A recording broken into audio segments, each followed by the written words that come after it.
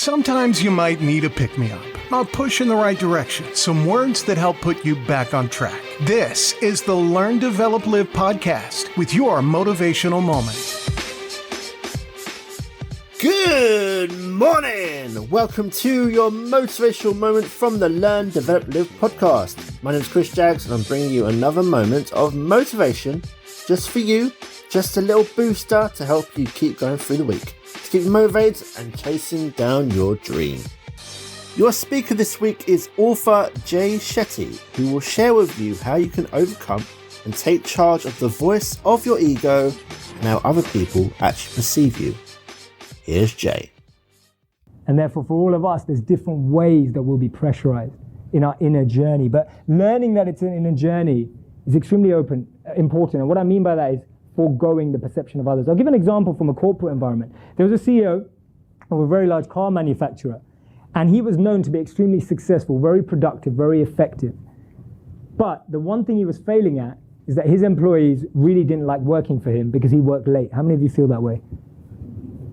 Oh, perfect. That's good. So no one here finishes late, or everyone's managers are in the room. Whichever way you want to take it, it's up to you, right? It's up to you. I don't know. So that was one of his challenges, that his employees hated work for him because they all left late because of him. He used to work till 10 p.m. every evening, so they would leave just after him. True story, right? They used to leave just after him. So one of his assistants, she came and said this to him. She said, morale's a bit down. Everyone's struggling at work. We're losing a few people. A few people are quitting their work. People, they're not well. They don't feel like their health is being taken care of. They're not spending enough time with their families. You really need to consider this. He said, okay, leave it with me. We'll figure it out. From the next week, on a Monday, this gentleman who left at 10 p.m. every night got up out of his desk at 6 p.m. He packed his bag, switched off his computer, left the office, jumped into his car, and all the employees at this time are like peeking out the window, just like making sure, like figuring out where is this guy going. He pulls into his beautiful car, pulls out, and drives away from the building. It was the first time it had ever happened at 6 p.m. They all decided to wait till 7 p.m. before they left. They waited, and they left. On Tuesday, the same thing happened. They looked out the window again. He left at 6 p.m. again. This time they waited till 6:45, and they left. They did the same thing, and this happened for 3 months, where he left at 6 p.m. every day. 3 months later, his assistant, who'd made him aware of this challenge, she came back to him, and she said to him, I'm really confused about something. She said, you've been leaving 4 hours earlier every single day, but you're not behind on your calls, you're not behind on your emails, and you're still performing at the same level, if not better, than when you were leaving on time. And she said, how are you managing to do this? Are you working at home? Well, how are you managing this? And he said, let me tell you something interesting. He said, every day, I get into my car at 6 p.m., I drive out, he said, I take a drive for an hour. He said, I take that drive, I listen to music, I re-energize. He said, I sometimes go for a bit of a walk at the park as well.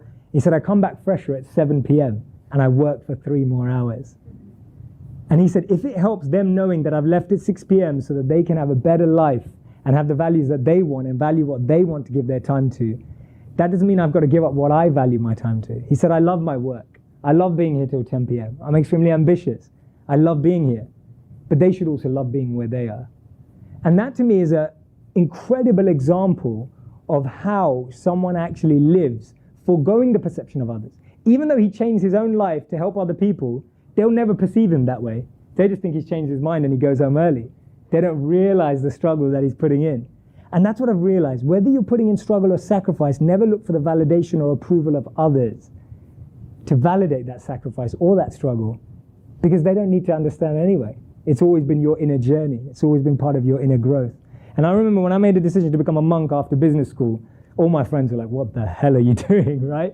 We just finished, and everyone was going off to work at Goldman Sachs and different banks and consulting firms, etc. I think a few people came to Google as well. And they all said to me, they said, what do you mean you're becoming a monk? Like, what does that mean? Like, who graduates and thinks about that? And I remember having to detach. And when I reflect, and I'd love for you to do this, reflect on some of the best decisions you've made on your life. Ask yourself, what decision did you make? What did people say about it? And what was going on in your mind? I've learned through doing that exercise, it's a much longer exercise, it can take days, and we do it in our coaching exercises. I've learned that the best decisions in my life have been the biggest risks. Everyone's disagreed with me, but I've been hell-bent on making it happen. And so now when I see an opportunity like that, I do it. because I've realized that that's the pattern of the philosophy of my life. When I make decisions that are big risks, no one agrees with me, and it doesn't fit with what society is saying, those work out to be my best decisions in life. And I'm not saying that that's your pattern. I'm saying that you have a pattern and a rhythm as well. And it's part of your journey to find it, right? The fourth and final lesson, learn from the past, but don't live there. This is actually a picture of Don Shula, a famous NFL coach, if you like NFL, one of the most well-respected NFL coaches, and he had this great theory. Well, not theory, practice. He gave all his players 24 hours only to celebrate a success or cry over a loss. He said, you've got 24 hours to feel your emotions. 24 hours to be successful, champion it, have a celebration, whatever you want to do. You've only got 24 hours. Make the most of that 24 hours. And if you're going to cry, I'm giving you 24 hours. After that, we forget about it. And the reason why I love this statement is this statement, learn from the past but don't live there, is usually used as saying our past is negative. But I want to apply it to the positive as well. Often we sit back and with nostalgia reflect on our best memories, right? And this nostalgic thing makes us still live in the past, and it doesn't necessarily let us build for the future. One of my favorite examples of it is when Steve Jobs went back to Apple. He went in there, and the first thing he did is that he crushed the museum that they'd built of all the history Apple had, because he said he didn't want to be working for a company that was built on just all of this past recognition and success. He wanted to be building a company of the future. He got rid of this big museum they had in the entrance of Apple when he went back after losing his job the first time. And so this is what I'm talking about. Let's not live in the past, right? Let's learn from the past, but not live there. And they did some great studies with armies. They did it with the US Army, and they did this with the Israel Defense Forces. And I'm sure you do this at work. So they did after-action reviews. But I'd love for you to do this in your own life. So they found that when they had two groups of soldiers, one group of soldiers reflected on only the failures of all of their actions, and the other group reflected on the failures and their successes. They found, after doing this for a certain amount of time, they found that the soldiers that focused on both the failures and successes not only performed better in future tasks, they were better mentally situated to actually inspire and empower their colleagues as well. So when you're reflecting, don't just learn from the past by learning from the failures, learn from the successes as well. Build them into that, because we start developing a story and a pattern for life. And one of the things I'd like to finish on now is this principle. Terry Pratchett, a famous author, whether you've read his stuff or not, a famous author, he said that people feel that stories are defined by people, but actually it's the other way around. People are defined by stories. When you're listening to me today, I've shared so many stories with you because we define ourselves by the stories we tell ourselves on a daily basis. The story you wake up to will be the story that will be the story of your day, right? If you wake up and you tell yourself a positive story, you'll have a positive day. You wake up, tell yourself a negative story, you'll have a negative day. Positive and negative thoughts are like seeds that either grow weeds or plants, right? They grow inside of us throughout the day. Anytime you plant something, it's like planting a seed. And the more you water it, the more you think about it, it grows. And of course, if it's negative, it's like a weed. And it starts to grow and grow and grow, and of course won't bear fruits. So really think about that. Tell yourself the right stories. Connect with the right stories, because ultimately, the universe is made up of stories, not atoms and numbers. Right? We all love stories. We breed stories. Your life is a living story that you're writing every day. And I genuinely mean that. And that was Jay Shetty speaking at a Google Talk event. Now, if you'd like to watch the full video over on the YouTube, it's called Jay Shetty. There's no such thing as an overnight success. Now, if you think about the things that you've overcome in the past, despite what you feel right now, you have actually survived 100% of your worst days. And that is something incredible to be thankful for, because you did that. No one else. It's all down to you.